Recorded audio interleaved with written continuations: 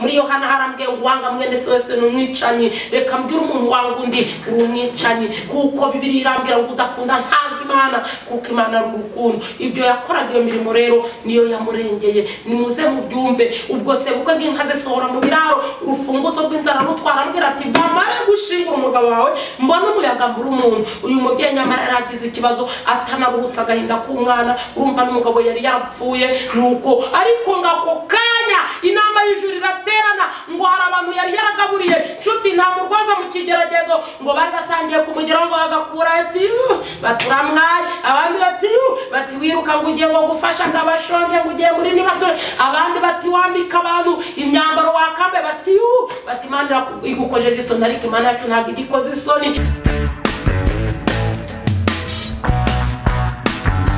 Haleluya haleluya haleluya Yesu ashimwe cyane. Ndabasuhuje bakunzi ba Gideyoni, ndabasuhuje mu izina rya Yesu Kristo. Nshimye Imana cyane ko inshoboje kugera ahangaha nyine kuri Gideyoni. Imana ihabwe icyubahiro.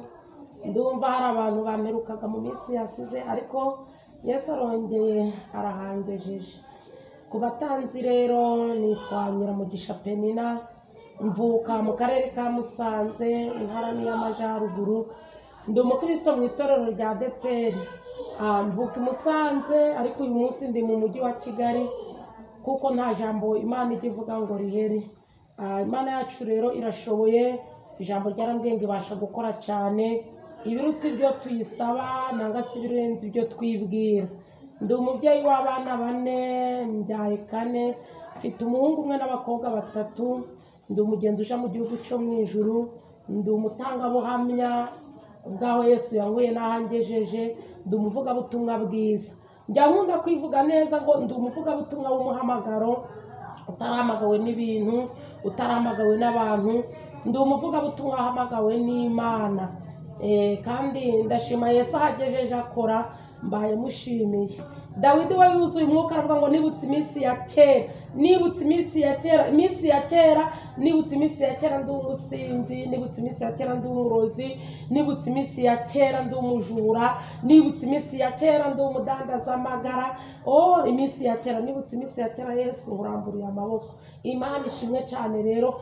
Nari ndimo kubibwira ariko mbere yo kugira ngo dutangire twinjire mu buhamya n'ijambo kuko mfite ibintu byinshi Yesu yansize ku mutima, reka dusenge. Imana Data wa twese wo mu ijuru, Imana ifite ubutwari, Imana ifite ubushobozi, Imana y'imbaraga nyinshi, Imana yivuga abagabo bagaceceka, Imana ikinga ntihagire ukingura, Imana ikingura ntihagire ukinga, Imana irambura ukuboko ntihagire uguhina. Izina ryawe nirihimbazwe.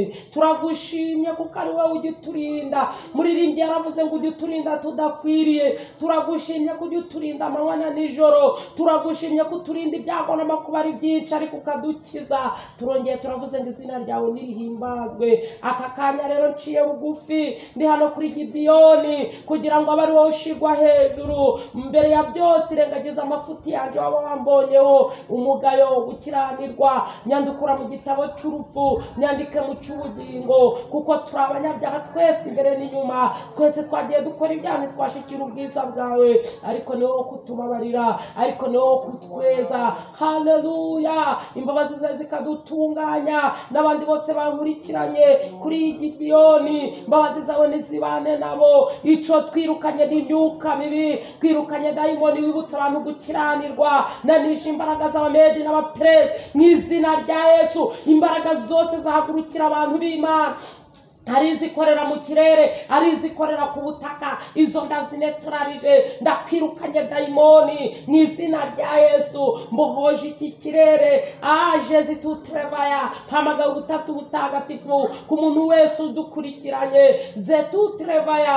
Hamagaye Imana, hamagaye Umwana, hamagaye Umwuka Wera. Ijambo ryarambwiye ngo abantu 2 3 bateraniye bavuga iryo zina, uzururu kube hagati muri bo. Turenze umubare rero ndabizi ko dukurikiranwa n'abantu bari ku migabane itandukanye. Reka umuntu wese ugiye gukurikira ijambo, ugiye gukurikira ubuhamya, abohorwe nabwo kandi abohorwe nawe. Urakoze rero, icubahiro ni icawe, ngo tegeka byose bikumvire. Ndatujeho ntutuze, Kristo ndacecetse ntuceceke, icubahiro ni icawe, mu izina rya Yesu Kristo, amen. Ndahari rero, ndi umubyeyi Yesu yagiriye neza, ndi umubyeyi Yesu yabohoye nari ndushe, ndi umubyeyi Yesu yakuye mu magana menshi y'abanyabyaha, amagakiza ku buntu nta kiguzi muhaye. Yesu aracyakora, Yesu arabohora. Ijambo ryarambwiye ngo uko yari ari kera na n'uyu munsi niko akiri. Ntago ajya ahindurwa n'ibihe Yesu wacu, ntago ajya yanurwa imvura iguye, ntajya asaza ngo yicumba akabando. Ni umugabo w'intwari.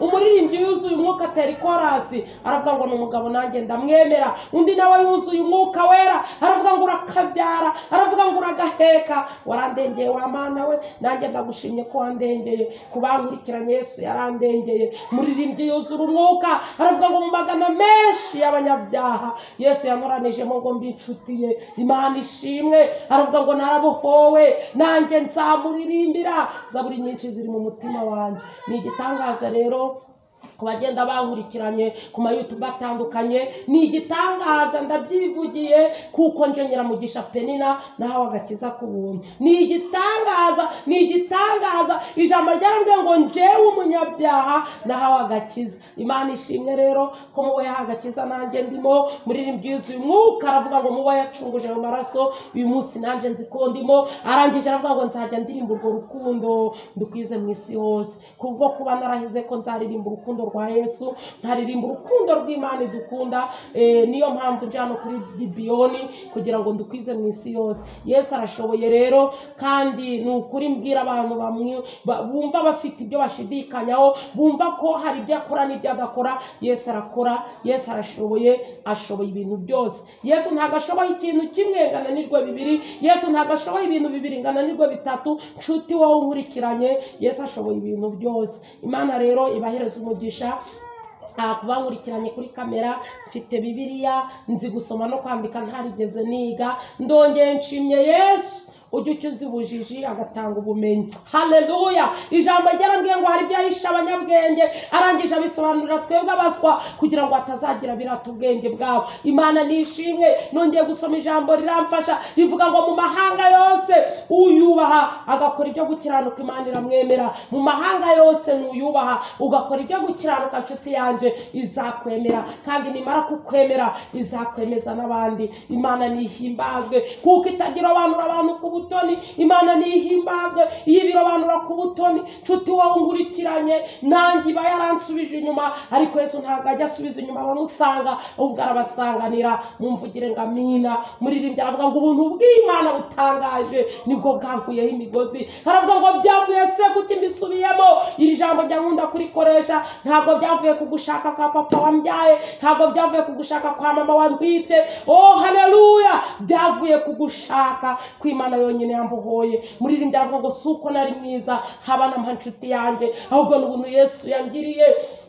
Oh haleluya. Imana ishimwe. Ijambo riravuga ngo yarambabarijwe kuri wa musaraba. Yesu agera aho abambarwa n'abambuzi. Uyu muririmbyi yuzura umwuka aravuga ngo kandi iyo nibutse ibya Yesu uko yagiriwe bamubamba, aravuga ngo binyibutse ibyaha. Yesu burya nta kibi yakoze, ninje nawe yazize. Uyu muririmbyi aravuga ngo binyibutse ibyaha, we nta kibi yakoze. Imana ishimwe. Aravuga ngo ninje yazize, nawe Yesu we yari umukiza. Ni umukiza w'abari mu isi yose. Kandi ijambo ryarambwiye ngo yemwe abarushe n'abaremerewe, ijambo ryarambwiye ngo nimuze munsange. Ntabwo ari ugusanga Penina uyu mubona, yaravuze ngo nimuze musange. Yesu arabaruhura. Yesu araciciye ku ntebe y'imbabazi. Haleluya. Nasomye amagambo akomeye. Ijambo rivuga ngo abarushe n'abaremerewe nimunsange mbaruhure. Ni ukuri Yesu ajya aruhura abarushe, aruhura abarushe. Uyu mwami nikaruhura. Oh Yohana 3:16 ijambo ryarambwiye ngo kuko Imana yakunze abari mu isi cyane byatumye itanga umwana wayo w'ikinege ngo kugira ngo umwizera wese atarimbuka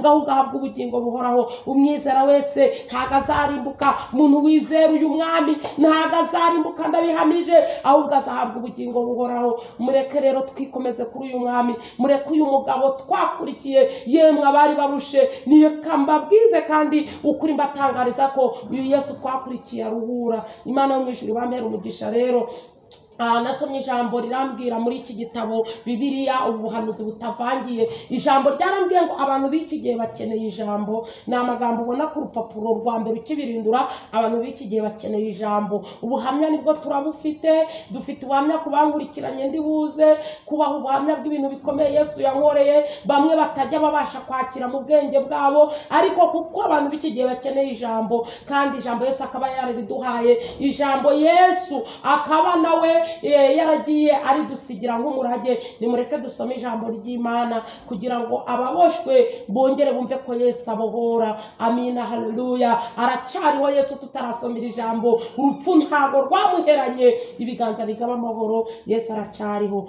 Amina. Reka dusome ijambo ry'Imana icyanditswe kiri muri Luka. Tugiye gusoma Luka 7 umurongo waho wa 11. Luka 7 umurongo wa 11. Reka dusome mu izina rya Yesu. Titire y'ijambo iravuze ngo azura umwana w'umupfakazi. Imana nishimwe. Nuko kadusome umurongo wa 11. Bukeye aja mu mudugudu witwa Nayini, abigishwa be n'abantu benshi bajana nawe. Ageze hafi y'irembo ry'umudugudu ahura n'abikoreye ikiriba. Uwari upfuye yari umwana w'ikinege, kandi nyina yari umupfakazi. Abantu benshi bo muri uwo mudugudu bari bamuherekeje. 13 aravuze ngo umwami Yesu amubonye amugirira imbabazi, aramubwira ati wirira, yegera ikiriba agikoraho. Amina. Ijambo riravuze ngo abacikoreye barahagarara, ati muhungu ndagutegetse byuka. Uwari upfuye arabaduka atangira kuvuga. Yesu amusubiza nyina. Imana yacu nihimbazwe. 13 aravuze ngo bose baterwa n'ubwoba, bahimbaza Imana bati umuhanuzi ukomeye abonetse muri twe, kandi bati Imana igendereye ubwoko bwayo. Yesu nahimbazwe. 17 aravuze ngo iyo nkuru y'ibyo akoze yamamara i Yudaya hose no mu gihugu cyose gihereranye naho. Amen. Nimwakire neza ijambo ry'Imana. Yesu ko yarari kera na n'uyu munsi niko akiri. Ntarasobanura kuri aya magambo nubwo yisobanuye ko ari igitangaza Yesu yakoze mu mudugudu Nayini. Uko yarari kera na n'uyu munsi niko akiri. Yesu wacu ntago ajya yanurwa imvura iguye, ntago ajya asaza ngo yicumba akabando. Uyu Yesu twakurikiye ntago ajya yitiranya amazina, ntago ajya avuga amasigara cicaro. Iyo yavuze ngo nzagutabara abazagutabara, iyo yavuze ngo nzakurengera abazakurengera. Nimumvugire ngo amina. Oh haleluya. Ijambo ryarambwiye ngo urufatiro rw'Imana ruracyariho, rwanditswe ngo Uwiteka azabe. Imana ihabwa icubahiro. Nimunyumvire iki gitangaza Yesu yakoze. Uyu mubyeyi Bibiliya itubwiye Luka 7:11. Aya magambo najyaga nyabwiriza mu buryo bw'igitekerezo, ariko majije guhabwa gusoma no kwandika ngiye muri Bibiliya iki gitabo, aya magambo ndayabona nsanga aranditswe, kandi nyamara burya najyaga mbivuga ari igitekerezo, ariko Imana ishimwe ko yandikishije ijambo ryayo. Uyu mubyeyi rero Bibiliya itubwiye Luka 7:11 yari yahuye n'ikibazo, murabyumvise, kandi ndaje nongere mbipronounce mbisubiremo, kuko nimba Imana yarabashe gukora iki gitangaza muri uyu mudugudu Nayini. Nshuti yanjye wo nkurikiye kuri Gibiyoni, Imana iracyakora. Nshuti yanjye wo nkurikiranye, waba undeba waba unyumvisha amatwi, Imana irumva, Imana irakora, Imana irashoboye. Ntago ijya ivuga amasigara cicaro mbisubiyemo, ntago ijya ivuga uburimi ngo ndadejo. Imana yacu isezeranije irasoza. Uyu mukobwa rero ku gitekerezo najyaga mvuga, nanga si uyu mugore Bibiliya itubwiye. Uyu mugore ngo yari yaravuganye n'Imana akiri umukobwa. Abantu mwavuganye n'Imana nimukomere, haleluya haleluya. Ngavugana n'Imana ku gitekerezo nzi, ariko muhumure ndaje nongere ngihuze n'ijambo. Ndumva nasengera muri iri jambo, ndumva nakwinjira mu mwanya w'ubuhamya, ariko namanje gusobanurira ijambo. Imana ibasha kuzura ibyapfuye ko ikibazo cyawe itakine kinanirwa. Nimumvugire ngo amina. Imana yacu irakora. Haleluya. Imana yacu irashoboye. Uyu mukobwa avugana n'Imana, arangije kuvugana n'Imana, mu bigaragara yaratunze amasezerano, yagenderaga kuri Nzayimana, ariko ngo byaratinze ibyo Imana yari yaramusezeranije byo kumwubakira urugo byari birimo. Nababwiye ko kera nabivugaga ari agatekerezo, ariko uyu munsi nabisanze no mu ijambo. Nuko iramubwira iti nzakubakira urugo. Igihe kigeze Imana yubaka urugo yari yaramubwiye, ariko mu gitekerezo nzi cyahuje n'iri jambo, uyu mukobwa yashakiye mu rugo sebukwe ngo atamukunda na gato, ngo yaba yakimubona cyahinguka, aramubwira ati nje singushaka, nta na karibu nshobora kuguha, nubwo umwana wanje akuzanye mu rugo ngo umugore we atariko singukunda. Reka nkubwire, umuntu atagukunda Imana igukunda ntacyo bitwaye. Muririmbyi yuzuye umwuka aravuga ngo ubwo umwami Yesu ankunda ndamahoro, aravuga ngo byose bizambera byiza. Mumvugire ngo amina. Aravuga ngo naho ndiho naho napfa, aravuga ngo nziko nkundwa n'Uwiteka. Imana ishimwe. Arangije aravuga ngo Yesu azi ibyo nkenye byose ndamahoro. Ibyo Yesu akeneye urabizi, ibiguhiga Yesu arabizi, ibiguhagurukiye Yesu arabizi, ibikurwanyije Yesu arabizi. Haleluya. Ngo nuko uyu musaza yanga umukazana we, ariko yanga umukazana wavuzweho n'Imana, yanga umukazana ukundwa n'Imana. Imana ishimwe ko nubwo umuntu yamwangaga ariko Imana yamwishimiraga. Uyu mugore rero yagumye mu rugo rwe, ariko Munyarwanda yaciye umugani haravuga ngo ibyago bigwira abagabo. Uyu we byamugwiriye ari umugore, mbese ngo yaje guhura n'ikibazo nawe uze kubishira mu nyurabwenge, ngo umugabo we wari umuzanye mu rugo amukunze aza gupfa. Ndaza kubihuza n'ijambo. Amajije gupfa rero mwamwe murabyumva, wa musaza wari wamwanze ahita abona urwara. Reka nkubwiraho inzira zawe zigarukiye inshuti yanje, iz'Imana zijya ziza zigakora. Imana ifite inzira zirenze ibihumbi, ntiyaburaho inyura ngo igutabare. Ndabyibuka nigeze gusonza iminsi 7 ntarya. Reka mvuge ku nzira z'Imana nubwo ndi ku gitekerezo. Nuko ijwi rirampamagara irambwira ngo Peni nawe nari ndyamye nubamye, irambwira ngo ryamureba hejuru ubwire nanga se nkwereke. Naryamye ndeba hejuru, nagiye kubona mbona supanete, kandi nta supanete nagiraga mu nzu. Mbona supanete irambuye hejuru yanje, ijwi rirampamagara ngo Nyiramugisha Penina. Ndavuga ngo karame, none se ubonye iki? Ndavuga nti mbonye supanete. Supanete imyenge yayo se urimo gushobora kuyibara? Ndavuga ngo ntago nayibara. Ijwi rirambwira ngo ubonye iki? Ntimbonye supanete ya mpande enye, yari supanete zino zitaragatemeri zigira mpande enye. Ijwi rirongera rirambwira ngo iyo myenge ya supanete wayibara? Ndavuga ngo ya ntago nayibara. Ijwi rirambwira ngo niko inzira zanje njewe rero Uwiteka zingana ngo zirenze iyo myenge ya supanete. Ndavuga ngo haleluya. Nubwo nari nshonje, nubwo nari maje kwakira ko igare ryanje rigiye kubirya inzara, nubwo nari maje kwakira ko abana banje babiri nibo nari mfite bagiye gusigara mu buzima buruhije, ariko nshuti yanjye ndagutangariza ko inzira z'Imana zirenze ibihumbi. Inzira z'Imana zirakora. Ndaza kugera kuri uwo mwanya ako kantu ndakavuga ukuntu Yesu ajya agabura. Nzaye n'ukuri. Ntangariza abantu badatunze Nzayimana, ntangariza abantu bagenda ntacyo bavuganye nayo. Mbabwire ngo ndabagereranya nk'abantu batuye mu manegeka. Iyo utuye mu manegeka, leta ikakwimura ntubashe kwimuka vuba, tayari imvura iguye ubwayo ihita ikwikurira mu manegeka. Umuntu udatunze Nzayimana rero ndamugereranya n'umuntu utuye mu manegeka, ariko uyu mubyeyi niwe naringezeho kuko yari afite Nzayimana. Haleluya. Imana yaramwiyeretse ku munota wa nyuma, na nyuma ya zeri Imana irakora. Imana ihimbazwe. Ijambo ryarongera rirambwira ndikumva mfashijwe, rirambwira ngo abazi Imana yabo ngo bazakomera, nibamara gukomera ngo ndetse bazakora n'iby'ubutwari. Uyu mubyeyi rero akimara gupfusha umugabo, namwe murabyumva, sebukwe yahise aza aramubwira ati twumvikane Nyiramuko nanga se ye mugore, ubu wagiye uvuga yuko uru rugo rurimo kubera Imana, none umugabo wawe arapfuye. Igitekerezo kirambwira ngo uwo mugabo we yapfuye bakirimariye, nta mwana n'umwe barabyara. Nuko uyu musaza aramubwira ati dore abantu bagiye gushingura umugabo wawe, bamare kumushingura wamajije kuzinga ibyawe. Ariko nkibutse nubwo byari bimeze gutya, nubwo yarabwiwe aya magambo yo gusohoka mu rugo rwe, hari icyo yari yaravuganye n'Imana. Uwavuganye n'Imana nakomere. Amina. Haleluya. uyu mubyeyi rero koko ngo yumva nibyo. Hari igihe ugera mu bibazo umuntu wese yakubwira ukumva nibyo, nanga si ibintu ukumva rwose utarenganya Imana, ariko nkubwire ngo na nyuma ya zera Imana irakora. Haleluya. Uyu mubyeyi ngo atangira kuzinga imyenda ye, ariko ari kuzinga kuko yari afite ibyiringiro. Ngo ijwi riramuhamagara riramubwira ngo mbese koko urumva uragenda? Ngo yumva asubije iryo jwi ko agomba kugenda. Ijwi rirangije ry'Imana rimuzaho ngo riramubwira ngo wowe nubwo sohoka ategerereje ku muryango, yumva yuko ugiye gusohoka bakimara gushingura umugabo wawe, ngo genda umubwire ko n'ijwi ry'Imana ryari rije kuri uwo mubyeyi, umubwire ko utwite. Kwizera kurarema nshuti yanjye, kwizera kurema n'ibitari biriho bikabaho. Ijwi riramubwira ngo genda ubwire so bukwe yuko nubwo umugabo apfuye mwari mukirimariye, ariko mubwire ko utwite. Uyu mugore aravuga ati none se nindamuka mubwiye ko ntwite kandi ko nzi ko ntanda mfite? Ijwi riramubwira ngo yirema aka kanya. Uyu mubyeyi yahise apfukama aho ngaho.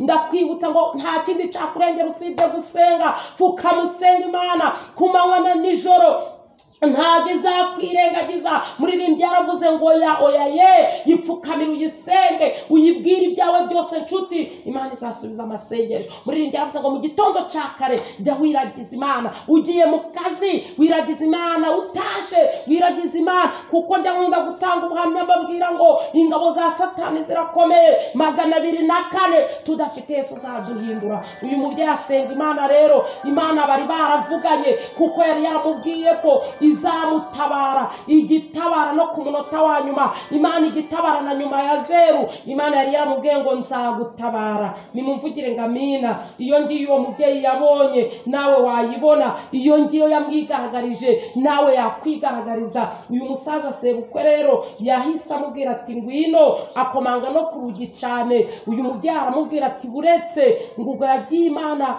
yaragiye abwira Imana aho yarapfukamye ari gusenga, abwira Imana ati Mana twaravuganye, wambwiye yuko uzantabara. Arangije yuzura umwuka wera, arapfukama kuko nyine kwari ugusenga. Igihe yarageze mu cyari cyo gusenga, nyamara hari bije kugusengesha, wanze gusenga ku neza ariko ugiye kuzasenga ku nabi. Nje kuguha icyerekezo cyo gusenga. Mumvugire ngo amina. Uyu mubyeyi ngo yarapfukamye, arangije akora ku nda ye, aravuga ati nzi ko ushoboye byose Mukiza. Yarafashe ikiganza cye kundi ikindi agisize hejuru, aravuga ngo nta kintu kibasha kurogoya imigambi yawe. Oh haleluya. Aravuga ati ijwi rirambwiye kandi ndumva ari iryawe ko ngomba gusohoka nkabwira data bukwe ko nwite. Ati none Mana iyi nda ndayiremye, nyihaye n'amezi babare, none igihe cyo kubyara kizagere mbyare. Ati kuko nta warogoye umugambi wawe. Abwira Imana ati urugo ndurimo waravuze, ho wambwiye kuzankorera ubukura bukora, none wambwiye kuzampa abana. Uyu munsi umugabo wanjye apfuye ntanda, ariko kwizera kwijwi numvise. Ati ndemye inda. Uyu mubyeyi yarasohotse, nimumvugire ngo amina. Arangije sebukwe aramubwira ati kutarimo kugenda? Ati ntabwo ndi bugende kuko nari nacaganye cyane ariko ndatwite. Urumva yari yamajije kwizera. Nuko sebukwe aramubwira ngo uratwite? Ngo ndatwite. Utwite inda siva heja? Ati nubwo apfuye ansigiye inda. Ati ifite amezi angahe? Ati ifite 3. Akurikije igihe yari amaze, uyu musaza ngamutega umutego. Aramubwira ati twumvikane, birashoboka ko utwite ntabwo ukaba udatwite, atariko nubyara nyuma y'igihe umpaye uzambwira uko byakugendekeye. Aramubwira ati kandi ikindi nkubwiye, ukaramuka ubyaye umukobwa uzamuheka uhita ukomeza iwanyu, ariko nubyara umuhungu. Uyu musaza yari umugome, niko nabivuga, ariko si umugome. Umwanzi wacu ni Satani, kandi umuntu wese agira ishuri rye, umuntu wese agira agahondesho ke, kuko ijambo ryambwiye neza ngo hahirwa umuntu wihanganira ibintu bimugerageza, namara kwemerwa Imana ishimwe azambikwa n'ikamba ry'ubugingo. Uyu musaza rero yaramubwira ati nubyara umuhungu uzabaha, ariko nubyara umukobwa sorute uzahita usohoka ugendane nawe. Uyu mubyeyi nabwo yumva ni ikibazo. Bari bamajije kumushingurira umugabo. Imana ijya yemera ko byose bitugeraho. Imana ijya yemera ikibazo kikakuzaho nta ruhare ubigizemo. kandi nkunda kubwira abantu ngo mu kigeragezo nshuti anje wo nkurikiye, mu kigeragezo nta murwaza mu kigeragezo. Unyumve neza, ikigeragezo cyaje ari cyawe nanyo kuwakubyaye akubera umusozi. Iyo ikigeragezo cyaje ari cyawe n'umugabo washatse arakunanira. Iyo ikigeragezo cyaje ari cyawe kamivuge neza, wadepoza ukabura akazi kandi wari, iyo ikigeragezo cyaje ari cyawe wakwitwa umurozi ku musozi kandi utaro, iyo ikigeragezo cyaje ari cyawe waburara abandi bari kubimera, iyo ikigeragezo cyaje ari cyawe wakwigisha umwana umuta amafaranga ariko akabura ubwenge, nta murwaza mu kigeragezo. Mfite amatangazo 5. Itangazo rya kabiri riravuga ngo igiti kirimo imbuto ntigishobora kuburamo imijugujugu n'amabuye. Ni muri umuntu Imana yavuzeho uri nk'igiti kirimo imbuto, uko kitaburamo imijugujugu n'amabuye niko utazabura ibikugerageza. Reka nkubwire, nta mwana ushobora gukora ikosa mu cyaro nanga n'ahandi hari ibiti bibamo imbuto. Nta mwana ushobora gufata ibuye ngo akore ikosa ryo kuritera mu giti nta rubuto yabonyemo. Ubwo se murumva bishoboka? Byanze bikunze atera ibuye mu giti ari uko yabonyemo imbuto, ateramo umujugujugu ari uko yabonyemo imbuto. Reka mbabwire, uko igiti kirimo imbuto kitaburamo imijugujugu n'amabuye niko utabura ibikugerageza. Unyumve cyane, Imana yanzanye hano kuri Gibiyoni yagiraga ngo nkubwize ukuri ko burya wa wundi utaragusuye, wa wundi utaraguhaye pole, burya nawe yari afite ibye, yari afite ibirenze ibyawe. Umuntu wese agira ati cawe ihangane gusa, kandi hahirwa ihanganira ibimugerageza. Itangazo rya gatatu riravuga ngo usoroma ibintu bimusumba niyihanganira ibimutokoza. Usoroma ibimusumba niyihanganira ibimutokoza. Nshuti yanjye, wowe unkurikiranye, waba uri umugore, waba uri umugabo, waba uri umusore, waba uri umukobwa, waba uri umukecuru n'umusaza, reka nkubwire, niba uri gusoroma ibintu bigusumba, nshuti ihanganira ibiri kugutokoza. Ibigutokoza byo birahari. Arega amagambo yagutokoza, kubesherwa byagutokoza, gusenyuka k'urugo rwawe byagutokoza. Ibintu bitokoje abantu ni byinshi, ariko ihanganira ibigutokoza. Itangazo rya 4 ririmo kumbwira ngo Imana ntiyaguhanagura bitarize. Uramanza ukarira, ariko igihe kikagera ayo warize ukazayahozwa. Uko nukuri mbabwira, kandi nge mfite ibimenyetso, mfite n'ibihamya ari kuri njari no ku bandi yuko Imana idashobora kuguhanagura bitarize. Ntabwo umubyeyi yakora ikosa ryo kubwira umwana ngo niyihorere kandi atarize. Hari ubwo bishoboka se? Ntibishoboka.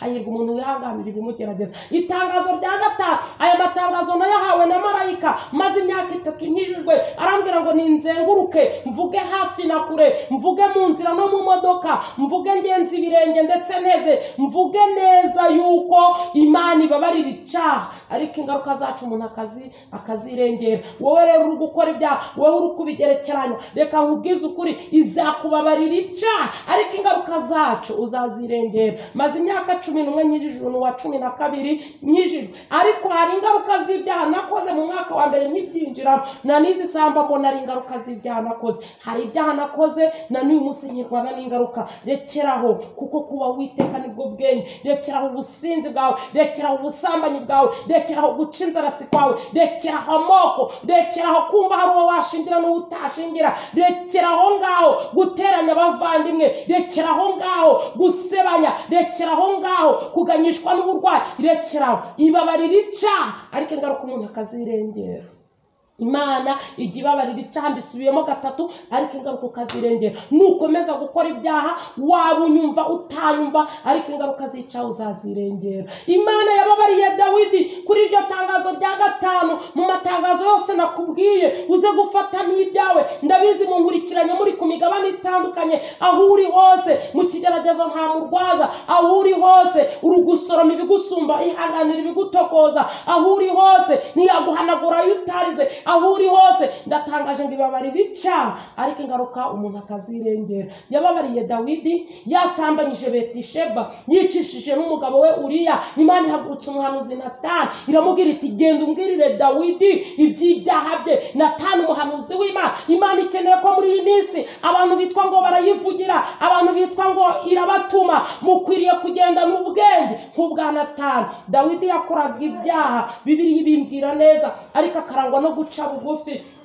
Dawidi yashatse gutsibanganya ibimenyetso kuri iryo tangazo rya 5. Niwe ntanze w'urugero ngo yamajije gusambanya Betisheba amutera inda. Bibiliya irambwira ngo yari mu nzu yo hejuru, ngo nuko arunguruka mukawuriya. Bibiliya imbwira neza ngo ko yari gukaraba. Imana y'amahoro tugirire neza. Wirunguruka ibitakureba, wireba ibitakureba. Ndatangaje ngo kubaho Uwiteka nibwo bwenge. Dawidi rero arangije kumurunguruka, ngaramubenguka, arangije amutumaho ngo aramusambanya, maze kumusambanya hari mu burumbuke bwe ngo abamuteye inda. Uyu Betisheba atuma kuri Dawidi, niko ijambo rimbwira, ngo aramubwira ngo ndatwite. Ngo Dawidi arikomanga, baravuga ati rishano riravugwa he mu gihugu canje, ngo Dawidi ashaka gutsibanganya ibimenyetso. Ariko reka nkubwire, Imana yacu ntagihishwa, Imana yacu irareba.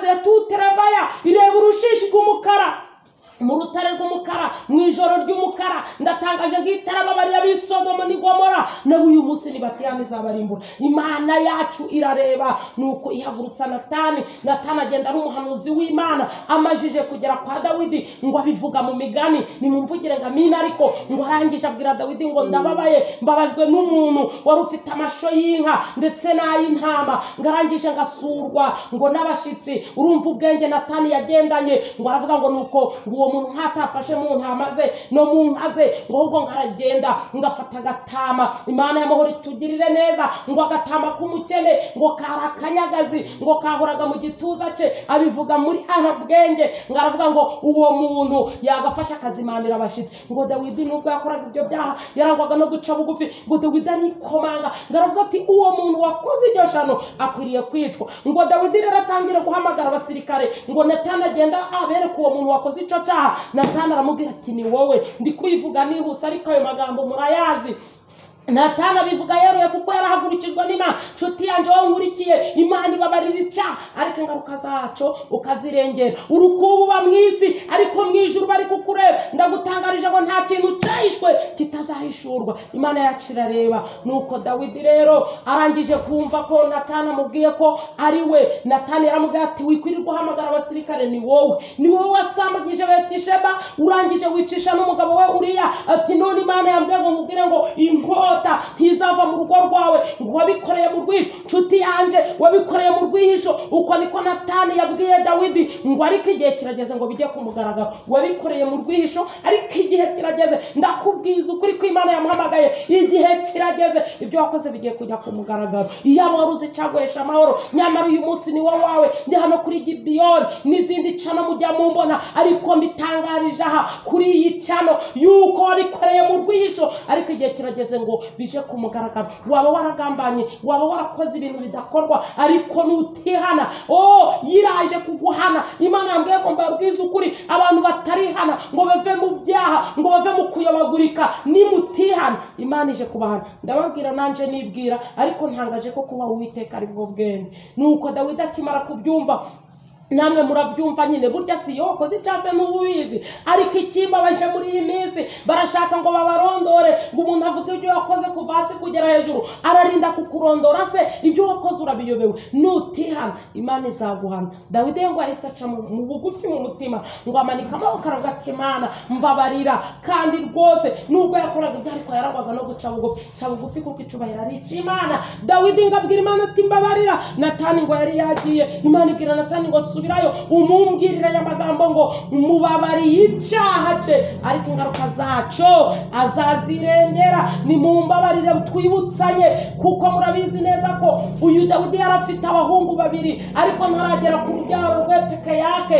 Uwo mwana yabyaranye na Betisheba yarapfuye kuko nabyo byari biri mu ngaruka z'icyaha. Ngo yageze n'ahasenga asaba Imana ngo ako kana kabeho, ariko ntibyakunda. Mwebwe mwakurikiranye aya magambo muzi neza yuko Dawidi yashatse gutsibanganya ibimenyetso, ngo arangije atuma kuri Uriya. Ayiwe ntacishwe kitazahishurwa, ntabwo ushobora gutwika inzu ngo uhishe umwotsi. Ngatuma kuri Uriya, ngaramubwira ngo nkohereje iwawe, ngo genda uje kuruhuka. Nyamara ntabwo zari imbabazi yaramufitiye, ahubwo yagiraga ngo narariwe iyo ndizamwitirirwe byo kuzamenyekana. Ariko uwo mugabo w'Imana nawe yarari uwo mwuka, ngo aramurahira aramubwira ati mwami Dawidi biragatsindwa. Uriya ngaramuhakanira ati gusiga abandi ku rugamba nkajya kwinezeza.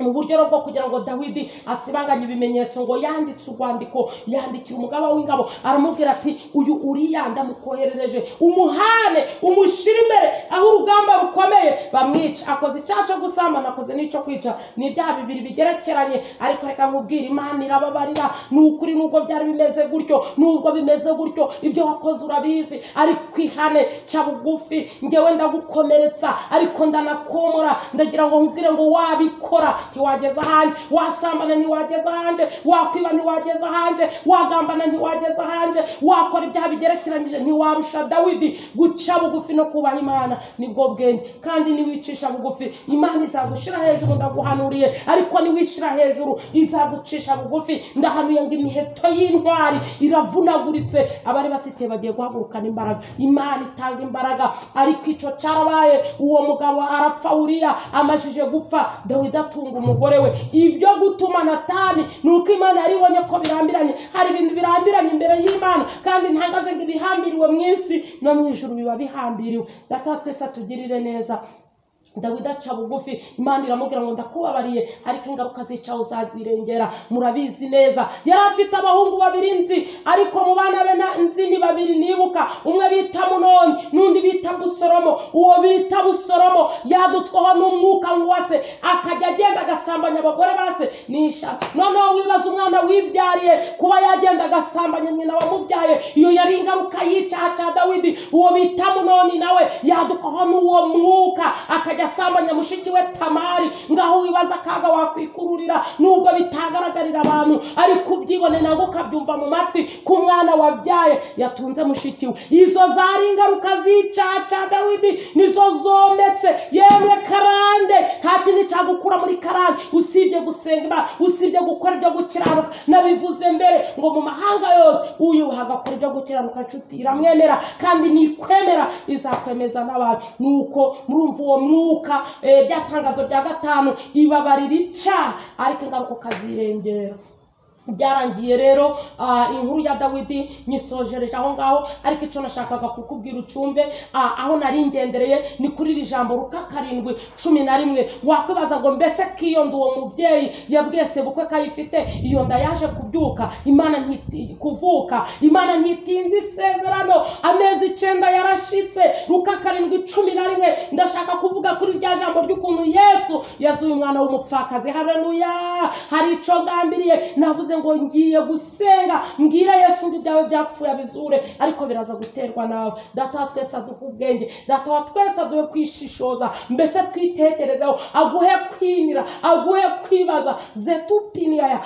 Iyo nzira urimo ntabwo ari inzira ijya mu ijuru, ahubwo ni inzira ijya kurimbuka. Nyamara ngo abayijyamo, abajya mu nzira ijya kurimbuka ngo nibo benshi, ariko inzira ijya mu ijuru mbibutse ko irafunganye. Kuyinyuramo ni ukwiyemeza, kuyinyuramo ni uguharamagara, kuyinyuramo ntabwo ari ugukina. Data twese adushoboze. Ijya mu ijuru irimo ibyatsi bitega abagenzi amaguru, irimo amahwa, irimo imifatangwe, irimo amahajomba y'imibambanoni. Inzira ijya mu ijuru iraruhije. Uyu mubyeyi wavuganye n'Imana rero amezi 9 ngo arashira, araramukwa.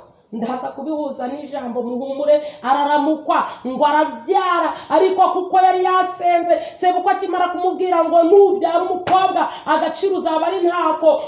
Ndashima Yesu waduhaye agaciro, ndashima Yesu wabirangirije ku musaraba. Ijambo ryarambwiye ngo umwenda wari ukingirije watabutsemo kabiri kugira ngo umuntu wese yigerereyo. Imana ishimwe ko nanje nahageze uyu munsi nkaba ndi umugabo wo guhamya Yesu. Nubwo mumbona mvuze ngo ndi umugabo muri Kristo, ndi umugabo mu buryo bw'umubiri, ndi umugore, murambona niteze igitenge ndetse nambaye n'ibindi, ariko muri Kristo ndi umugabo. Ijambo ryarambwiye ngo icyakora tuzahabwa imbaraga. Haleluya! ngo uwo mwuka wera ngo natumanukira. Imana ishimwe ngo tuzaba abagabo bo guhamya Yesu hose, i Yerusalemu, i Samariya, i Yudaya no ku mpera y'isi. Ndashima Yesu ko mu bagabo bo kumuhamya nanjye ndimo. Yesu we uracyakora, ntabwo ujya uhinduka. Muririmbyi yuzuye umwuka aravuga ngo biringira abantu barabahemukira, ngo ndetse babahanga amaso, ngo bakabakoza isoni. Imana ishimwe. Ariko ijambo ryambwira ngo Yesu we ntabwo ajya ahinduka, kandi ntabwo ukoze isoni.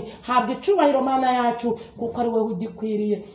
uyu musaza ngaza kumva bamuha amakuru ko umukazana we yabyaye, ngabashije ngo yabyaye iki, ngo baramubwira ngo n'umuhungu. Nawe araza arabyibariza, arabaza ngo mbese wabyaye iki, umukazana aramubwira ati nabyaye umuhungu.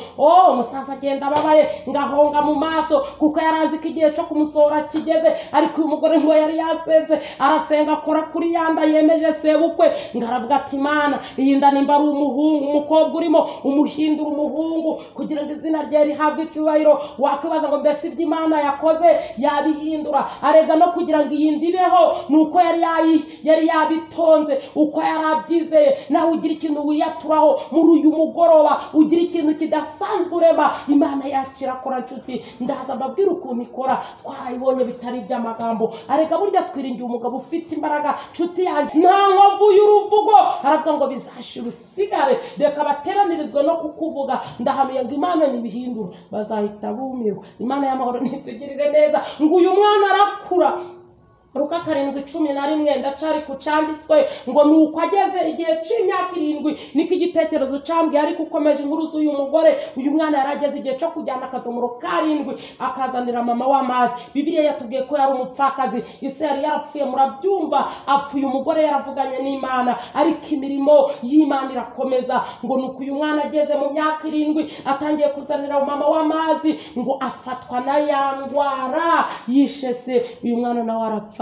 Amajije gupfa, uyu mugore noneho biramuyobera, ngo ahamagare ati murantabara umwana arapfuye. ngo agere kwa sebukwe ati umwana arapfuye. sebukwe nakumubwira ati komera, yaramubwira turagapfa nkawe. hari abantu batubabaza, ariko ubabarira umuntu wakubabarije umutima. urasabwa gukunda umwanzi wawe, yasonza ukamugaburira, yakwambara ubusa ukamwambika, yagira inyota ukamuha icyo kunywa. ndakubwiye ngo ikibi cye kukunesha, ahubwo ikibi kinesheje icyiza. reka mbabwire twebwe tugusiganwa, mumvugire ngo amina. ariko ndahanuye ngo ikibi cye kukunesha, ahubwo ikibi kinesheje icyiza. twebwe turasiganwa, ariko ntituri nk'abatazi iyo tujya. turaterana amakofe, ariko ntiduhushwa. icyo dushaka ni ugusingira icyo Kristo yadusigiye. Imana amahoro nitugirire neza. ndafashijwe, turashaka gusingira icyo Kristo yadusigiye.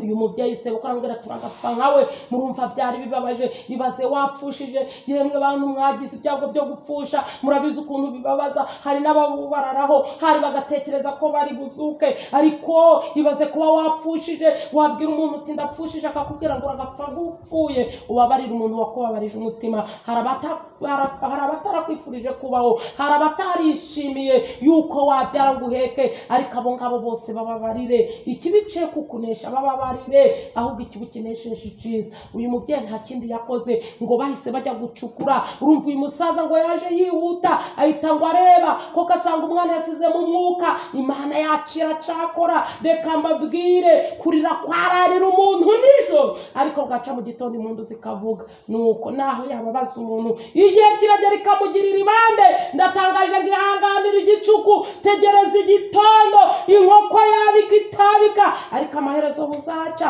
ndavuze ngo inkoko yabika itabika, amaherezo buzaca nshuti. komera, urufatiro rw'Imana ruracariho, rwanditswe ngo Uwiteka azabe. aho ukurikiranye uri hose komera, Uwiteka azabe. Imana nihabwe icubahiro.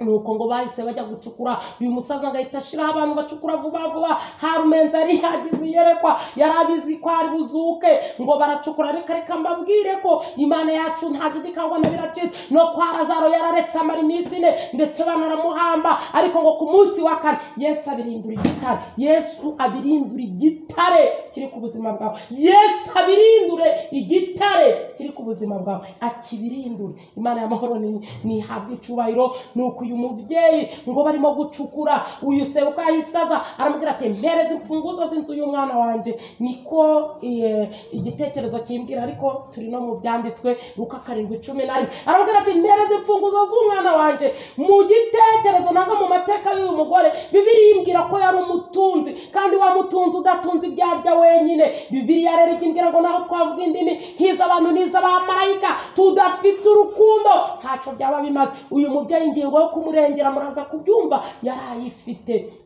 uyu mugore yari umutunzi, ndabyibuka ku gitekerezo cye nanga ku yandi magambo nasomye nari muri iki gitabo, ngo yajyaga agaburira abashonji, yajyaga yambika abambaye ubusa, abakene yarabatabaraga. Mbese ntago yari wa muntu utanga amacunda kandi ikivuguto cyiza gihari, ngo yari afite inka yakoreshaga abaja n'abagaragu, ariko nta muntu ushobora kumugaya kuko yari afite imirimo yo gukiranuka. Muri Yohana harambwiye ngo uwanga mwene se wese n'umwicanyi. Reka mbwira umuntu wanga undi uri umwicanyi, kuko Bibiliya irambwira ngo udakunda ntazi Imana, kuko Imana ari urukundo. Ibyo yakoraga iyo mirimo rero niyo yamurengeye. Nimuze mubyumve. Ubwo se bukwe nk'inka zisohora mu biraro, urufunguzo rw'inzara rutwara, ambwira ati bamare gushingura umugabo wawe mbona umuyaga mbura umuntu. Uyu mubyeyi nyamara yaragize ikibazo, atanaruhutse agahinda k'umwana. Urumva n'umugabo yari yarapfuye, nuko ariko ngako kanya inama y'ijuru iraterana, ngo hari abantu yari yaragaburiye nshuti, nta murwaza mu kigeragezo,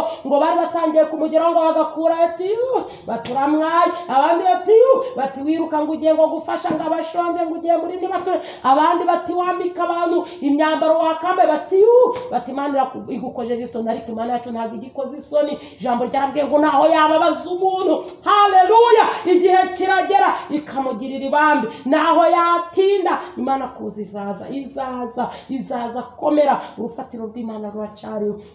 Abagore baravuga bati wadukubitaga ikibuno wiruka ngo ugiye aho bishushe, ngo ugiye gukorera Imana. Ati none igukojeje isoni. Ntabwo igikoze isoni. Umwana wanje yitwa ntabwo ikoze isoni, yitwa ntikoze isoni Gayera. Imana ntabwo igikoze isoni. Ni ukuri naje ndi umugabo wo kubihamya. Nuko ngo baracukura, ariko ngo ako kanya wa mugore aragenda apfukama hahandi, yupfuka musenga Imana ku manywa na nijoro. Ngo arangije arasenga aravuga ati nzi ko ushoboye byose mukize, kandi nta kintu kibasha kurogoya imigambi yawe. Uyu mubyeyi arasenga aravuga ati Mana, burya ni weho twavuganye umbwira ngo nimbwire data bukwe ko ntwite. Ati narakubonye ca gihindikura kandi ntayo umugabo yaransigiye. Ati narizeye kwizera birarema. Ati ndongera nsengera inda wenda nari kubyara umukobwa. Ati mbyara umuhungu. Ati uwite. Ati none wa mwana wampaye mu isezerano atarapfuye. Imana rero irashaka gusenga, nanje naje kugwicerekezo cyo gusenga. Aravuga ati ndengera. Ati ndengera, dore abantu bamwajije, abantu bakampumurije, nta n'umwe umfumuriza. Aravuga ati ndengera. Reka nkubwire Imana yacu na nyuma ya zeri irakora. Umva kurira kwararira umuntu nijoro, ariko gaca mu gitondo impundu zikavuga. Iryo sengesho rye